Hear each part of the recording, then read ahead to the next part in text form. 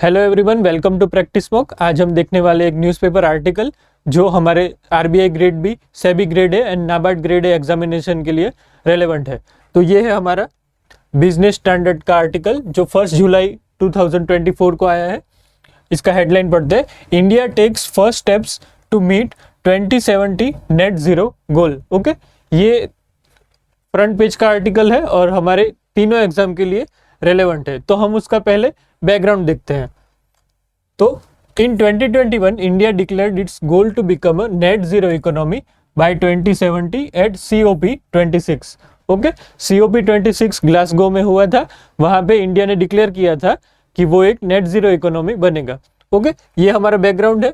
और क्या है, China, United states, India and EU have set net zero target covering about 88% of global emissions. ये आपके prelims में आ सकता है कि ये चार जो कंट्रीज है, जो EU भी एक, अगर हम EU को एक कंट्री मान ले, ग्रुप मान ले, तो 88% एमिशन सिर्फ ये चार जो नेशन है उससे होता है। तो ये आपके प्रीलिम में आ सकता है। तो पहले हमें क्वेश्चन होना चाहिए, what is net zero? Net zero क्या है? तो नेट जीरो क्या होता है?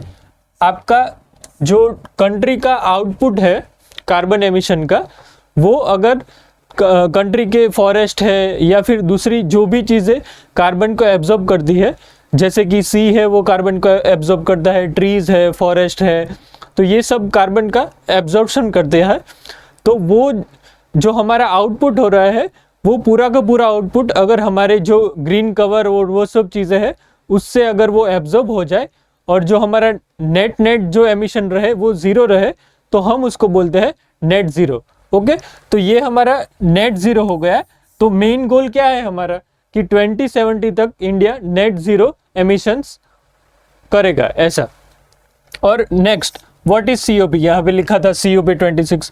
COP क्या है? COP UN में हर साल एक कॉन्फ्रेंस ऑफ पार्टीज होता है। जो UN के मेंबर्स है वो साथ में मिलकर डिसाइड करते हैं कि हमें क्या करना चाहिए। फॉर एग्जांपल 2015 में उन लोगों ने डिसाइड किया था कि पेरिस एग्रीमेंट करेंगे और 2030 तक हम सस्टेनेबल डेवलपमेंट गोल्स है उसको अचीव करेंगे। तो ऐसे ही हर साल UN है वो COP करता है। और अब जो COP होगा वो COP28 होगा और वो हमारा होगा दुबई में। ठीक है, ये भी याद रखना का। तो ये रेलेवेंट है और COP उसको बोलते हैं। और नेट जीरो हमने कवर कर लिया। ओके, तो अभी हम आते हैं जो इंडिया ने 2021 में जो पंचमित्र, जो हमारे प्राइम मिनिस्टर है, उन्होंने बोला था कि इंडिया ये पंचमित्र जो 5 रूल्स है उसको फॉलो करेगा। तो फर्स्ट देखते हैं, 500 gigawatt of non fossil capacity and 50% of India's installed capacity will come through non fossil sources by 2030। Non fossil sources यानी जो क्रूड ऑयल में से नहीं आते हैं, वो नॉन फॉसिल सोर्सेज में आते हैं। तो इंडिया बोल रहा है कि 500 gigawatt of Nations non fossil capacity. Non fossil capacity क्या होता है कि जो हमारा विंड हो गया, जो हाइड्रो हो गया, वो न्यूक्लियर हो गया, वो सब हमारे नॉन फॉसिल में आते हैं।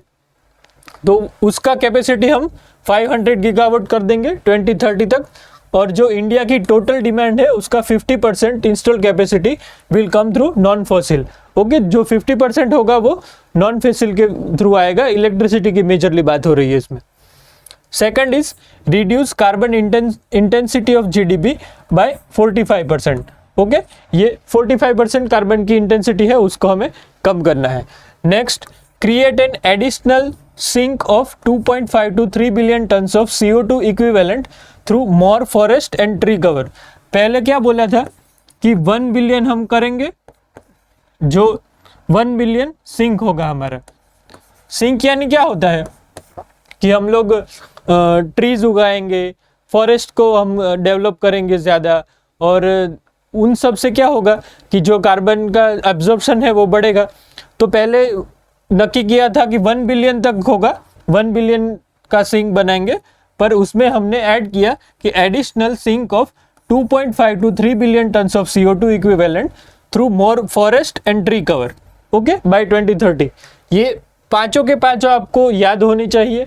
आपके मेंस में भी आ सकता है, मेंस के MCQ, और डिस्क्रिप्टिव में भी ये आपको पूछा जा सकता है।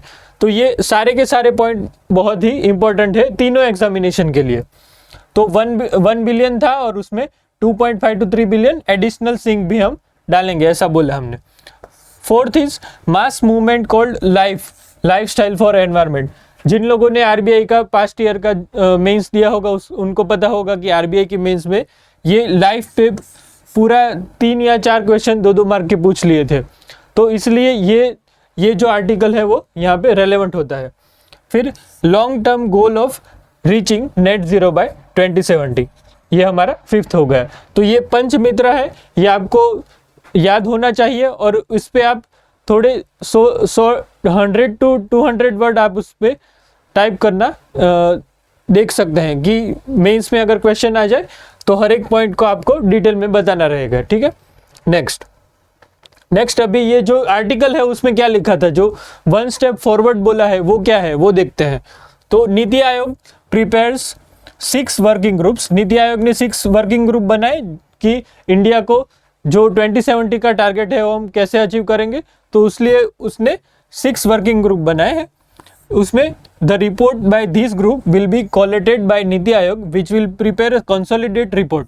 ओके, 6 वर्किंग ग्रुप बनाए हैं, वो 6 के 6 ग्रुप अपना खुद का रिपोर्ट देंगे और नीति आयोग उसको कंसोलिडेट करेगा और एक रिपोर्ट डालेगा, और वो आई थिंक अक्टूबर में वो रिपोर्ट आएगा, ठीक है। तो वो जब आएगा तब उसको हम देखेंगे। और नेक्स्ट उसमें जो 6 वर्किंग ग्रुप है उसमें से 2 वर्किंग ग्रुप के चेयरमैन का नाम दिया था, तो हम देख लेते हैं। मैक्रो इकोनॉमिक वर्किंग ग्रुप का चेयर कौन है, अरविंद विरमानी है, और climate finance group headed by Suman Beri है। ये दोनों चीज़ें आपके प्रीलिम्स में आ सकती है, आप उसको इसका चेयरमैन पूछ सकते हैं या फिर ये क्लाइमेट फाइनेंस में क्या होता है वो भी पूछ सकते हैं। तो आपको जो स्टेटमेंट वाइज क्वेश्चन आता है उसमें एक स्टेटमेंट ये डाल देंगे कि ये कमेटी है, ये हेडेड बाय दिस पर्सन है, तो इसलिए आपको इसको रेलेवेंस से याद रखना है, ठीक है। अब हम नेक्स्ट डे को मिलेंगे दूसरा न्यूज़ आर्टिकल के साथ। Okay, thank you.